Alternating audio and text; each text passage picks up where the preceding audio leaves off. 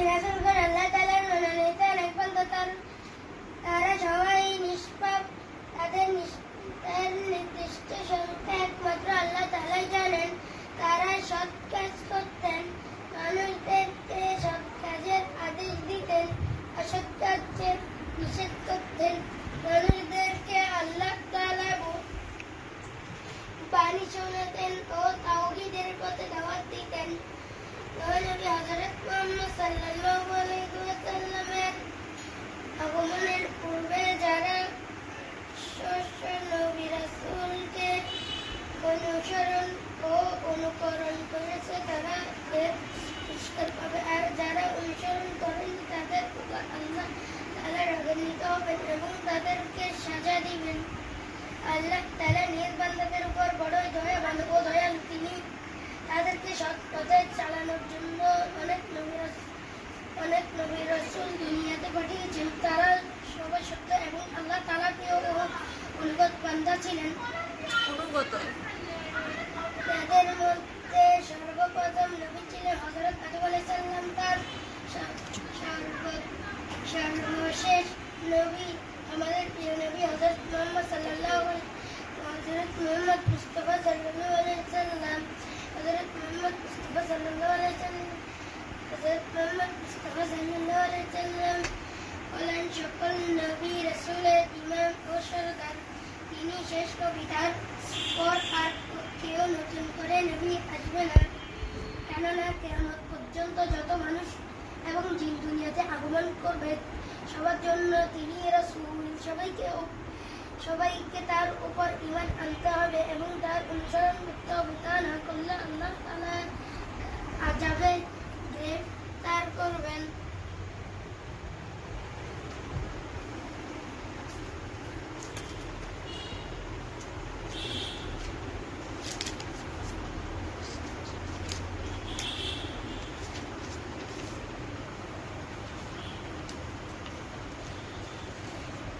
কাবাঘরের এক দেয়ালে হাজরে আসওয়াদ রয়েছে। হাজরে আসওয়াদ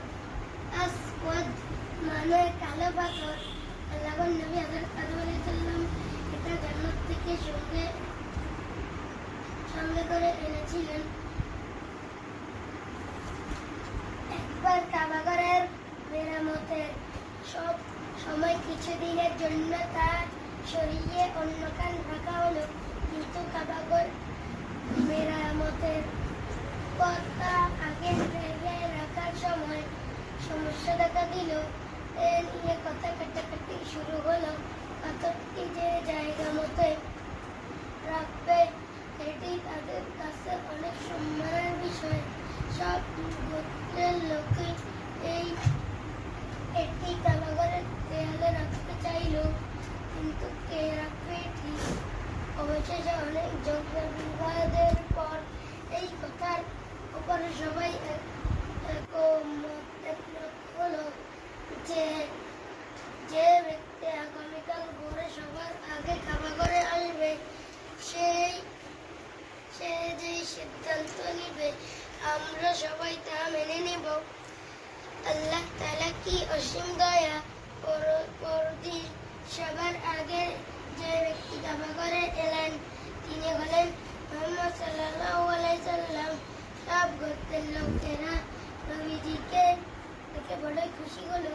তারা বলতে লাগলো উনি আমিন, বিশ্বস্ত, উনি সাদিক, সত্যবাদী। আমরা তার সিদ্ধান্ত মেনে নিতে রাজি আছি। এরপর তারা নবীজির কাছে সবকিছু খুলে বলল। তিনি এক চমৎকার সিদ্ধান্ত নিলেন। তিনি বললেন, আপনারা সবাই এই কাজে সমানভাবে অংশ নেবেন। তিনি নিজের গায়ে চাদরখানা মাটিতে বিছালেন, নিজের হাতে বেহেশতি পাথরটি চাদরের উপর রাখলেন।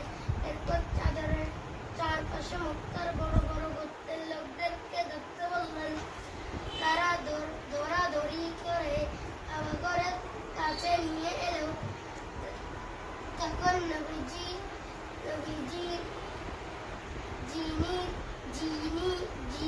নিজের হাতে চাদর থেকে পাথরটি তুলে আমাদের দেয়ালে রেখে দিলেন। এমন চমৎকার সমাধান পেয়ে খুশি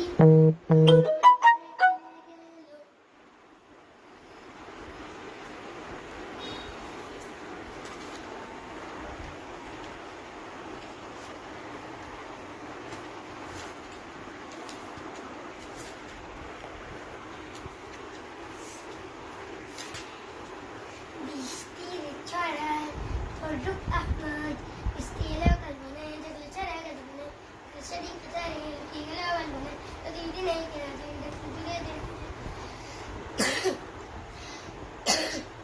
পরিচবনের আড়ালে ফুটলো আবার क्या যায় সেই নামটি আটকে বৃষ্টি বদল যায় দেখো না টাকাল ছেলে মেঘ দেখে যায় দাঁড়িয়ে কব্বলা মেঘের আদার মন কোনখানে যায় সে ছুটে কোনখানে আউশ ধানের মাছেরে আমন ধানের যে মানে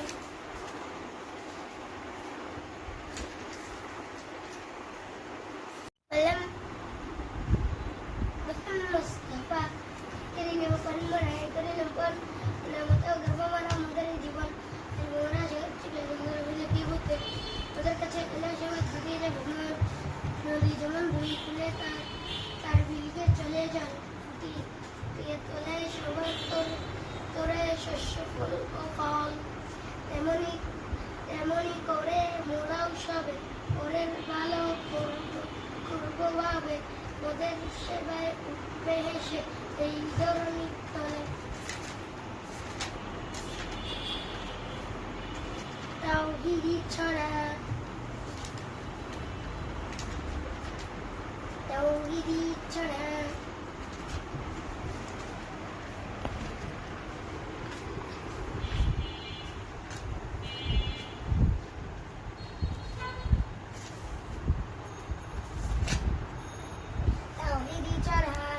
যত জন হয় বলে সব রব যত জন তত মন রব তব একজন